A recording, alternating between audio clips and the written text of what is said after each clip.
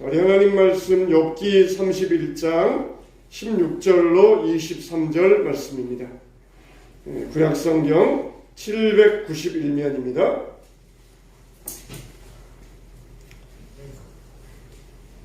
자, 욥기 31장 16절로 23절입니다. 네, 우리 찾으신 줄 알고 한 절씩 교독합니다. 내가 언제 가난한 자의 소원을 막았거나 과부의 눈으로 하여금 실망하게 하였던가?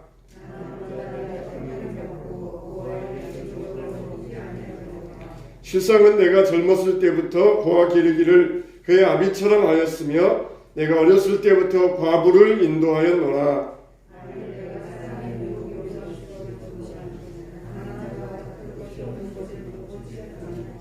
만일 나의 양털로 그의 몸을 따뜻하게 입혀서 그의 허리가 나를 위하여 복을 빌게 하지 아니하였다면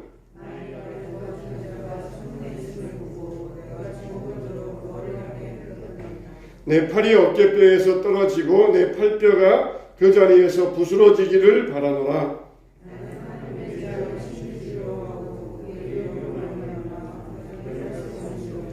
아멘. 사탄이 욥을 정죄합니다. 그래서 하나님에게 욥의 재산과 자녀들을 빼앗아 보십시오. 그러면은 욥이 하나님을 저주하고 욕할 것입니다. 사단이 그렇게 욥을 고소했던 것입니다. 사단은 아마 그런 사람들을 많이 보았던 모양이에요. 좀 잘 되면은 감사합니다 그러면서 희낙낙하다가 또 안 되면은 하나님 원망하는 그런 사람들을 많이 보았던 모양이에요. 우리가 일희일비하면 안 됩니다. 조금 좋으면은 그냥 다 된 것처럼 좋아하다가 또 조금 안 되면은 또 그냥 세상이 곧 멸망할 것처럼 비관에 빠지고 그러면 안 돼요. 우리가 일희일비하면 안 됩니다. 사탄은 그런 사람들을 너무 많이 보았어요. 조금 잘 되면은 그냥 하나님께 영광 돌립니다. 감사합니다. 좋아하다가 또 안 되면은 하나님 원망하고 이러실 수 있습니까? 이러실 줄 몰랐습니다. 그런 사람들을 사단은 너무너무 봐왔던 거예요. 그래서 욥도 틀림없이 그런 사람 중에 한 사람일 것이다. 그렇게 사탄은 단정해버렸어요. 단정해버렸어요. 여러분들은 어떤 사람입니까? 그런 사람들 중에 하나입니까? 아니면은 욥과 같은 사람입니까? 여러분들은 욥과 같은 사람들 되시기를 축원합니다. 그런 사람들처럼 되면 안 돼요. 그런 사람들처럼 조금 잘 되면은 희낙낙하고 또 안 되면은 비관에 빠지고 인생 다 산 것처럼 그렇게 비관에 빠지고 그런 사람 되면 안 돼요. 욥은 하나님께서 재산 걷어가시고 자녀들을 걷어가신 다음에 엎드려 하나님께 경배합니다. 하나님께서 복도 주셨으니까 화도 주는 거 아니겠습니까? 그러면서 하나님께 경배했다 그랬어요. 그런데도 그렇게 욥이 하나님께 엎드려 경배했는데도 그 마음 가운데는 의문의 불씨가 남아 있었습니다. 왜 나에게 이런 고난이 와야 될까? 왜 내가 이런 재앙을 겪게 해야 될까? 내가 이런 일을 당할 만한 무슨 이유가 있는가? 그러면서 그런 의문이 욥의 마음에 피어올랐던 것이에요. 그래서 고민하고 고민하다가 또 생각하다가 욥이 내린 결론은 뭐냐? 이 땅에는 인과 응보는 없다. 이게 욥의 결론이었어요. 인과 응보는 없다. 인과 응보가 뭡니까? 죄인들은 벌을 받고 착한 사람들은 복을 받는다. 그게 인과 응보예요. 근데 자기를 보니까 죄 지은 거 하나 없고 좋은 일만 했는데 왜 자기에게 이런 재앙이 닥쳐야 되는가? 이걸 보면은 하나님의 인과 응보, 보험의 원리는 없다. 그렇게 결론을 내려버립니다. 우리의 신앙의 실수도 가운데 하나는 뭐냐면은 자기 경험을 가지고 있는 것이에요. 내가 이렇게 해보았더니 이렇게 되더라. 그러면서 자기 경험을 가지고 사는 거예요. 하나님은 우리 경험보다 훨씬 크십니다. 자연계에도 자연의 원리에 있지만 하나님은 그 자연의 원리를 넘어서는 분이에요. 사람이 물속에 들어가면은 빠지는 게 자연의 원리이지만 하나님은 자연계의 원리를 초월하시어서 이 땅을 다스리시는 분입니다. 그러니까 하나님께서는 인과 응보를 가지고 이 땅을 통치하셔요. 그래서 착한 사람들에게는 복을 주고 악한 사람들에게는 벌을 내리고 의로운 사람들에게는 자녀들에게도 좋은 일 일어나게 하고 나쁜 일 하는 사람들에게는 재앙을 내리시고, 이게 하나님의 이 땅을 다루시는 통치의 원리입니다. 그런데 욥은 조그마한 거 가지고, 마치 우리가 좀 넓게 봐야 되는데 조그마한 이걸 가지고 들여다보면서 자기 자신을 보니까 이게 아니었다 그러면서 욥은 비관에 빠져버리고 그런 이 결론을 내리는 실수를 하고 말았던 것이에요. 하나님이 세상을 이렇게 다스리는 게 아니라 인과응보는 없다 그러면서 하나님은 옳으신 분이 아니다, 하나님도 실수할 수 있다, 그렇게 결론을 내버리세요. 왜냐? 자기를 보니까 그렇다는 것이. 자기처럼 정직하고 의롭게 살고 나쁜 일 한 적이 없는데 자기에게 이런 재앙이 오는 거 보니까 하나님도 실수할 수 있는 분이다, 그렇게 결론을 내려요. 사람이 고난을 받으면은 먼저 어떻게 해야 됩니까? 먼저 자기 자신을 돌아봐야 돼. 내가 죄가 없는가, 그걸 먼저 돌아보아야 돼요. 근데 사람들이 고난 받으면은 먼저 자기 힘든 것만 생각을 합니다. 자기 어려운 것만 생각해요. 자기 죄나 자기가 게을렀던 것은 생각하지 않고 자기가 고난당하는 것을 억울하다고 생각을 합니다. 그러면서 하나님을 원망하기도 하고 하나님께서 세상을 다스리시는 것을 부정하기도 하면서 하나님을 경외하는 사람들도 이런 실수에 빠질 때가 있습니다. 근데 우리들은 비록 그런 일이 없다 할지라도 우리는 고난이 오면은 우리는 그 고난을 받아들일 수 있어야 돼요. 아프기도 하고 슬프기도 하지만 하나님은 절대로 실수하지 않으신다네. 하나님은 실수가 없으시다네. 하나님은 항상 이 땅을 올바르게 통치하고 계신다네. 그러면서 고난을 받아들일 수 있어야 돼. 때로는 이해되지 않는다 할지라도 하나님이 살아계시기 때문에 반드시 이것을 공평하게 이루어 주실 것이다, 그걸 우리가 믿을 수 있어야 돼요. 그래서 하박국의 말처럼 오직 의인은 믿음으로 말미암아 살리라 그랬어요. 믿음으로 말미암아 살리라.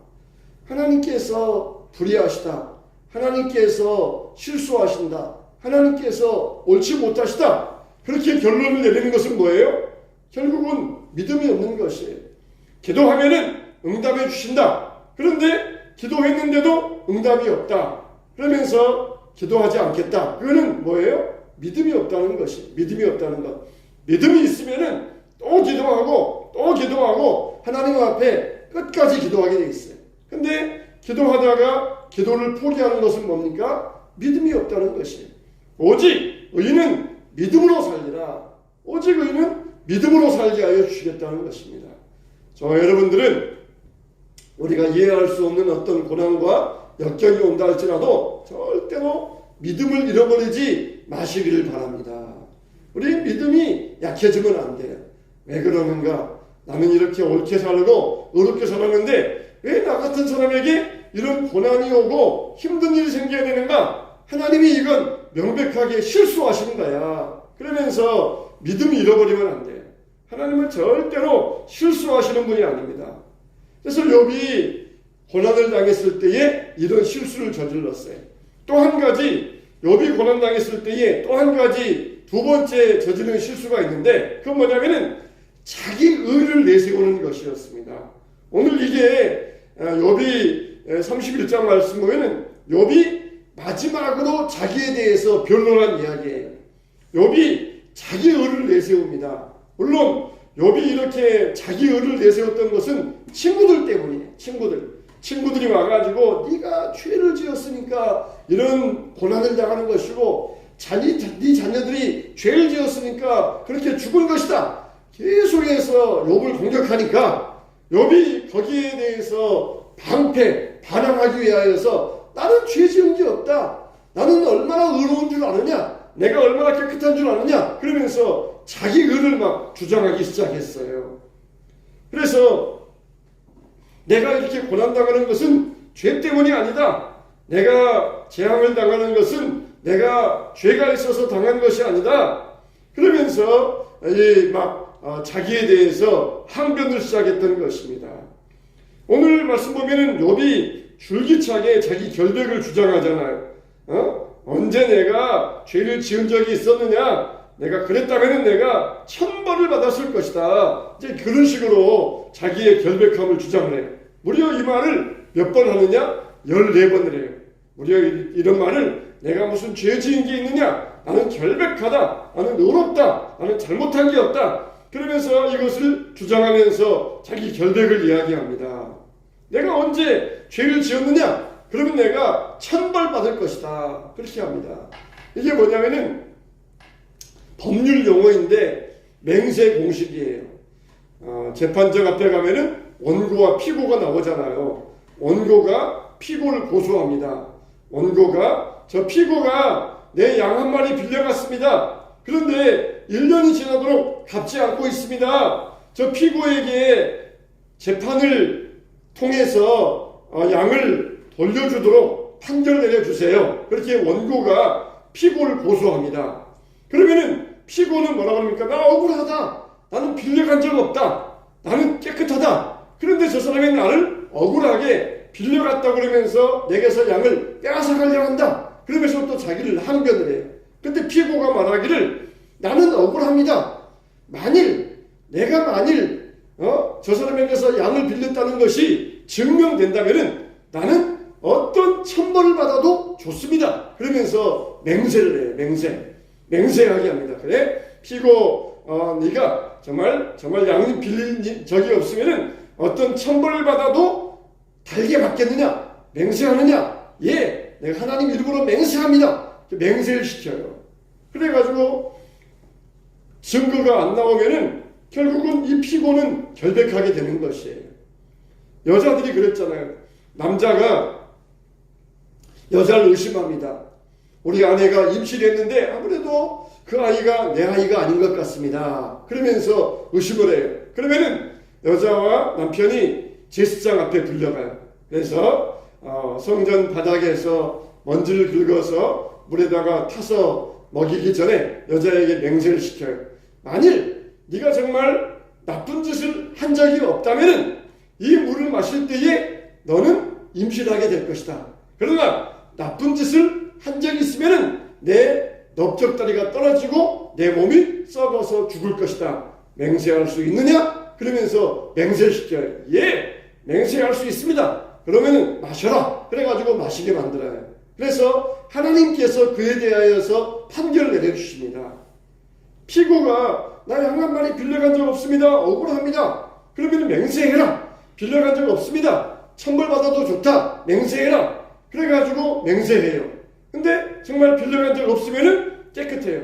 근데 만일 증거가 나왔어요. 누가 그것을 본 사람이 있습니다. 증인이 나와가지고 내가 분명히 봤습니다. 1년 전에 이 사람이 양을 한 마리 빌려간 내가 분명히 봤습니다. 2명 이상의 증언이 나오면은 이 사람은 벌을 받아요. 또 계약서가 나왔어요. 계약서에 양 빌려갑니다. 계약서에 도장증이 나오면은 이 사람은 벌을 받아요.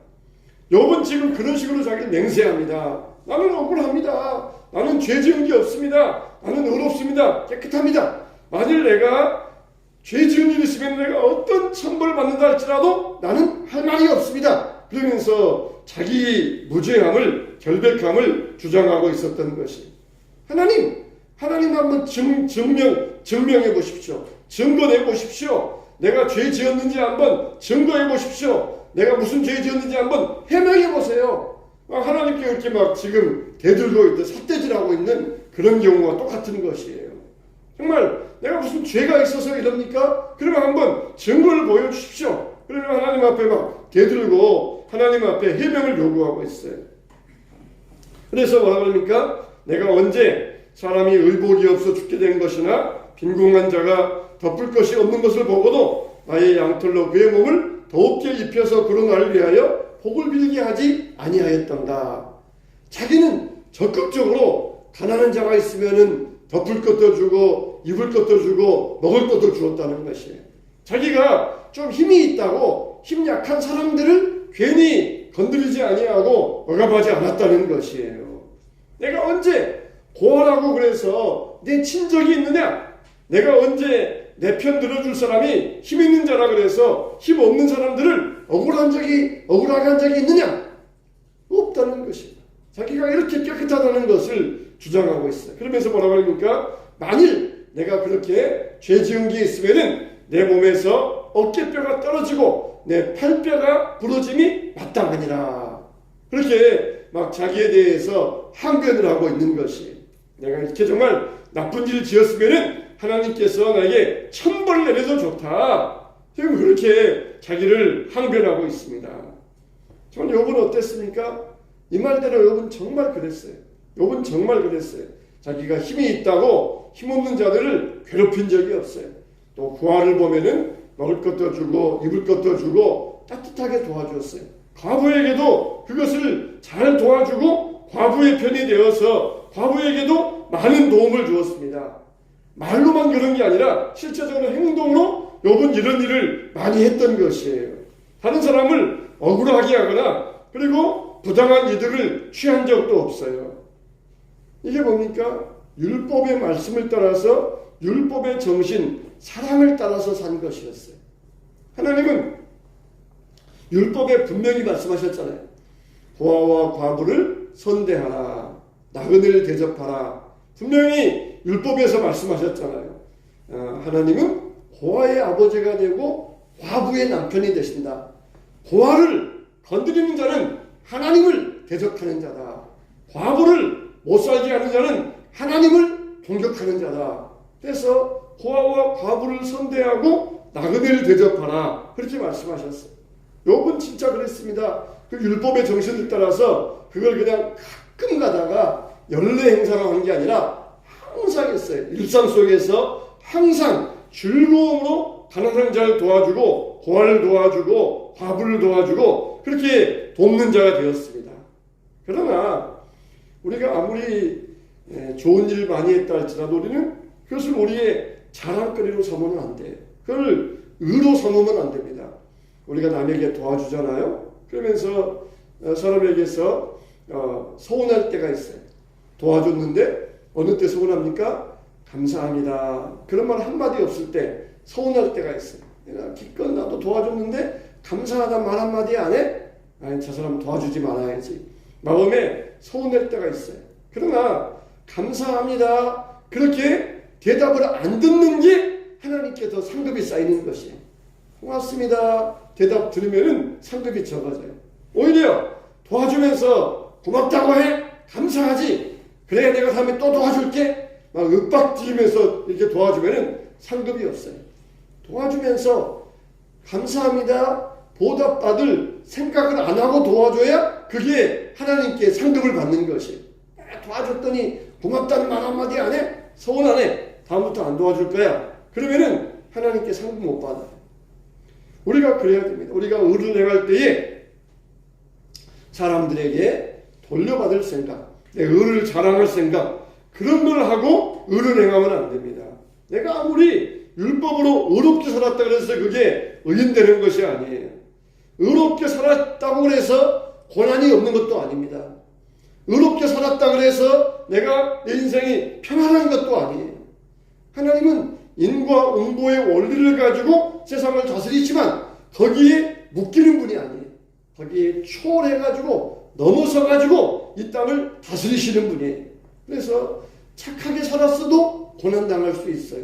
악하게 살았어도 평안할 수가 있어요. 그러니까 내가 이렇게 착하게 살았는데 왜 나는 이렇게 어려운 일 당해야 됩니까? 저 악한 사람은 저렇게 못된데 왜 저렇게 평안해야 됩니까? 그러면서 하나님을 원망하는 것은 하나님의 통치를 부인하는 것이에요. 하나님 잘못하고 있네요. 하나님 정말 이 땅을 잘못 다스리고 있네요. 그렇게 하면 되겠습니까? 나 같으면 그렇게 안 합니다. 그러면서 하나님께 막 대들고 있는 그런 모습과 똑같은 것이에요. 그러면 안 돼요. 그런 모습 가지고 하나님 앞에 나아가면은 절대로 우리의 의는 다 없어져 버리고 마는 것이에요. 내가 좋은 일에도 고난당할 수 있어요. 왜 그렇습니까? 인간이기 때문에. 인간이기 때문에 내가 아무리 의롭게 살았어도 고난당할 수 있어요. 그래야 우리 인간이 진짜 선하고 올바르고 깨끗해지기 때문에 그런 거예요. 의인이라 할지라도 하나님은 그 사람에게 고난을 보내주셔요. 그래서 그 사람을 더 깨끗하고 정금 만드시기 위해서 그러시는 거예요. 훈련하기 위해서 그러시는 거예요. 근데 욥은 이거에 대해서 잘 몰랐어요. 이거에 대해서 잘못 알고 있었습니다. 착한 일 하면은 항상 복 받아야 되고 항상 어려움도 없어야 되고 나쁜 일 하면은 저주 받아야 되고 벌 받아야 되고 항상 그냥 딱딱 1번 하면은 답이 딱 나와야 되고 2번 하면은 답이 딱 나와야 되고 자판기에다가 동전 넣으면은 음료수가 자동으로 나와야 되고 항상 인생이 그런 줄만 알고 있었어요. 그래서 자기가 잘못이 없는데도 고난을 당하니까 이건 분명히 하나님께서 잘못하시는 것이다. 하나님께서 나에게 잘못을 행하고 있는 것이다. 하나님 한번 해명해 보세요. 그러면서 하나님 앞에 해명을 요구하였던 거예요. 에베소서 2장 9절에 뭐라고 말씀하고 있습니까? 우리가 구원받은 것은 우리의 행위로 말미암지 않았다고 그랬어요. 만일 우리가 우리 행위로 우리 선행으로 말미암아 구원받았으면은 뭐 하겠습니까? 자랑하고 다닐 거예요. 막 나팔 불면서 내가 이렇게 올바르게 살았더니 내가 구원받았다 그러면서 막 자랑하고 다닐 거예요. 너희 구원은 너희 행위에서 난 것이 아니니 이는 누구든지 자랑치 못하게 하려 함이니라 그랬어요. 하나님은 자랑 못하게 하시려고 우리 행위로 말미암아 구원 얻는 것을 못하게 하셨어요. 내가 선한 일 많이 했더니 하나님 나를 구원하여 주셨다. 알아. 내가 이렇게 나는 선한 사람이다. 나처럼 살아라. 나처럼 이렇게 복받는 사람 되어라. 그러면서 얼마나 자랑하겠습니까? 하나님은 그걸 못하게 하시려고 행위에서 구원받지 못하게 하셨어요. 하나님 앞에서 잘난 척하고 자기 의로움 자랑하고 그러지 못하게 하셨어요. 사람은 다 죄로 물든 타락한 존재예요. 자기의 의로움을 내세우는 악에 빠지지 않도록 하나님은 우리를 믿음으로 구원받게 하셨습니다. 또 하물며 우리가 아무리 하나님 앞에서 의롭게 산다 한들 그게 무슨 구원의 조건이 되겠습니까? 부모님들이 자녀들의 필요한 것을 주고 다 공급해 주잖아요. 근데 자녀들이 부모의 은혜에 감사하여서 나도 해봐야지 그러면서 열심히 알바해가지고 돈을 벌어서 부모님에게 선물을 주었어요. 그러면서 자랑을 합니다. 야, 부모님이 나에게 이렇게 잘해주는 것은 내가 부모님을 위해서 알바해가지고 선물 드렸더니 부모님이 나에게 잘해주는 거야. 그렇게 막 자랑하고 다닌다면은 부모 입장에서 얼마나 참이 그게 우스워 보이겠습니까? 부모님이 해주는 것에 비하면은 작은 것인데 그걸 막 자랑하면서 내가 이렇게 해줬더니 부모님이 나를 이렇게 더 좋은 것 주시고 나를 구원하여 주시고 나를 사랑하여 줬다. 내가 이렇게 좋은 조건 가지고 했더니 부모님이 나에게 축복해 주셨다. 그러면 부모님 입장에서 얼마나 우스워 보이겠습니까? 우리가 아무리 우리 의를 주장한다 할지라도 하나님 편에서 보실 때는 그거는 아무것도 아니에요. 떨어지는 누더기 옷과 같다 그랬습니다. 설령 우리가 죄 가운데서 죄 때문에 고난을 겪는다 할지라도 그것은 우리에게 고난이 필요하기 때문에 고난을 주시는 것이에요. 사람에게 고난이 없으면 사람은 제대로 되지 않습니다. 신앙도 마찬가지예요. 고난이 없으면 제대로 신앙을 갖지 않습니다. 그 예가 뭡니까? 고난이 없으면 기도를 잘 안 해요. 기도를 해야 되는데 고난이 없으면 기도를 잘 하지 않습니다. 고난이 와야 기도를 하는 것이 사람들 심성이에요. 하나님은 우리의 신앙을 제대로 만들기 위하여서 우리에게 고난을 주실 때가 있어요. 근데 우리가 그때 가서 하나님 틀렸습니다. 하나님 잘못하셨습니다. 내가 의롭게 살았는데 왜 나에게 축복을 안 주시고 고난을 주십니까? 그렇게 원망한다. 그러면은 우리가 그것을 잘못 알고 있는 것이 하나님은 우리가 기도하는 것을 듣고 싶으셔가지고 우리에게 고난을 주시는데 그걸 가지고 하나님 잘못하셨습니다. 하나님 실수하셨습니다. 그러면은 하나님 앞에 우리가 실수하고 있는 것이 누가복음 18장에 보면은 세리와 바리새인의 기도가 나오잖아요. 두 사람이 성전에 기도하러 올라갑니다. 먼저 바리새인이 기도합니다. 어떻게 기도합니까? 두 손을 높이 들고 하나님 앞에 자기 의를 내세우면서 기도해요. 나는 일주일에 2번씩 금식하고 하루에 3번씩 기도하고 가난한 자를 많이 돕고 있습니다. 그러면서 자기 의를 자랑하면서 기도합니다. 근데 그 옆에서 한쪽 구석에서는 세리가 와서 기도해요. 감히 우러러 하늘을 올려다보지도 못하고 고개를 푹 숙이고 가슴을 치면서 울면서 나는 죄인입니다. 그러면서 가슴을 치고 울다가 내려가요. 그 둘 중에 누가 의롭다 하심을 얻었겠느냐? 그랬을 때에 바리새인의 기도가 아니라 세리의 기도라고 예수님은 분명히 말씀해 주셨어요. 바리새인이 안 한 게 아니에요. 일주일에 2번씩 금식도 분명히 꼬박꼬박 했어요. 하루에 3번씩 기도도 꼬박꼬박 했어요. 가난한 자들 도와주는 것도 꼬박꼬박 했어요. 없는 거 지어낸 게 아니에요. 있는 것을 이야기했는데 자기 의를 내세운 것, 하나님은 그 사람을 의롭다 하지 않으셨어요. 그러나 세리는 자기의 죄를 회개하면서 하나님 앞에 자기의 죄를 고백했을 때에 세리는 의롭다함을 얻을 수 있었다는 것입니다. 욥도 의인이었어요. 동방의 의인이었습니다. 그와 같이 순결한 자가 없었어요. 그러나 그걸 자기 입으로 자랑해서는 안 됩니다. 나는 의로운 자다. 나는 죄 지은 게 없다. 나는 잘못한 게 없다. 나는 깨끗한 사람이다. 나는 벌받을 만한 잘못한 게 없다. 그러면서 항변하는 것은 자기가 해야 될 일 아닙니다. 뭔가 나에게도 그런 이유가 있을까요? 하나님이 이런 것들을 나에게 내리시는 하나님의 뜻이 있을까요? 내가 하나님의 뜻대로 살지 못해서 그럴까요? 아니면은 나를 더 하나님께서 더 좋은 사람 만드시려고, 더 올바른 사람 만드시려고 하나님이 나에게 이런 일이 일어나게 하셨을까요? 그러면서 하나님의 뜻을 깨달을 수 있어야 됩니다. 그런데 욥은 여기에서 실수하였다는 것입니다. 내가 잘못한 게 뭐가 있어? 내가 성문 앞에서 공회당 앞에서 고아와 과부를 억압한 적이 있느냐? 힘이 있다고 억울하게 한 적이 있느냐? 나는 그런 적 없어. 내가 처녀에게 눈을 돌린 적이 있느냐? 내가 사람들에게 억울하게 빼앗은 적이 있느냐? 나는 아무것도 없고 오히려 가난한 자들을 도와주었어. 그러면서 자기 의를 주장했다는 것입니다. 우리는 아무리 많은 의를 쌓는다 할지라도 하나님 보실 때에는 아무것도 아니에요. 자녀들이 아무리 돈을 많이 모아가지고 알바해서 부모님에게 드린다 할지라도 부모님께서 보실 때에는 그거는 아무것도 아니에요. 우리가 정말 하나님 앞에서 얼마나 하나님이 우리를 많이 봐주고 계십니까? 혹시 우리가 하나님 앞에서 우리의 의를 내세우지 않아야 됩니다. 하나님 앞에서 내가 이렇게 했습니다. 이렇게 무엇을 했습니다. 이것을 내가 어떻게 했습니다. 이것은 우리의 의가 될 수가 없어요. 더 하나님 앞에 축복을 받기 위한 우리의 믿음의 도구가 될 수 있습니다.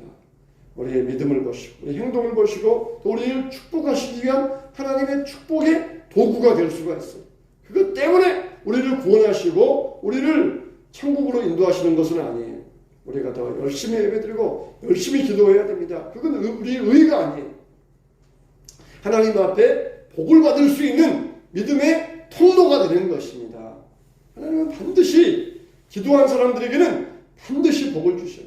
목회하면서 정말 기도하는 자들에게 하나님께서는 반드시 주신다는 것을 분명히 봅니다. 기도하고 사는 사람들에게는 하나님께서 반드시 그 기도에 대가를 주신다는 것을 반드시 봅니다. 수많은 분들이 거기에 대해서 증언하고 수많은 분들이 말할 수가 있어요. 우리가 받을 수 있는 축복의 도구예요. 반드시 믿음으로 심고 예배할 때 하나님께서 그 가정에 행복을 주시고 건강을 주시고 반드시 주셔요. 그러나 내가 이렇게 했으니까 그러면서 자기 의를 주장하면서 하나님 앞에 자랑해서는 안 됩니다. 자랑할 수가 없어요. 우리가 이와 같이 하나님 앞에 우리의 의를 내세우지 않도록 해야 됩니다. 몸이 아플 때 하나님 내가 예배 잘 드리고 내가 기도 열심히 했는데 내가 이렇게 몸이 아파야 됩니까? 그러면서 하나님 앞에 항명하면 안 돼. 항의하면 안 돼. 그거는 다 우리에게 복을 주시기 위한 하나님의 도구예요. 그리고 우리에게 그걸 통하여서 더 하나님과 가까워지기 위한 하나님의 훈련의 방법인 것입니다. 내가 교회 열심히 다니는데 내가 왜 이렇게 어려운 일을 당해야 됩니까? 하나님 앞에 그렇게 항의하면 안 돼. 다 그게 우리에게 축복의 도구가 되는 것이. 우리에게 의를 자랑하면 안 됩니다. 내가 의롭게 살았다. 내가 옳은 사람이다. 선을 해야겠다. 그렇게 우리의 의를 자랑하면 안 돼. 하나님의 다스리심을 인정하고 하나님의 순결하심을 우리가 높여드릴 수 있어야 됩니다. 비록 내가 지금은 힘들고 아프다 할지라도 하나님은 지금도 나를 돌아보고 계신다. 그러면서 겸손하게 하나님을 의지하시길 바랍니다. 우리의 믿음은 오직 의인은 믿음으로 살리라 그랬어요. 오직 의인은 믿음으로 살리라. 오직 의인은 믿음으로 살리라. 하나님 있는 믿음으로 고난도 이길 수 있고 하루하루 진실할 수가 있습니다. 하나님의 위로가 임하고 하나님의 축복하심을 믿고 살 수가 있습니다. 우리가 이 시간도 오직 믿음, 오직 의인은 믿음으로 산다. 믿음으로 살 것이다. 하나님이 내게 주신 믿음을 따라서 살게 해주시고 믿음을 따라서 하나님 앞에 서게 해주시옵소서. 이런 믿음을 다시 한번 굳게 하시는 귀한 시간 되시길 바랍니다. 할렐루야.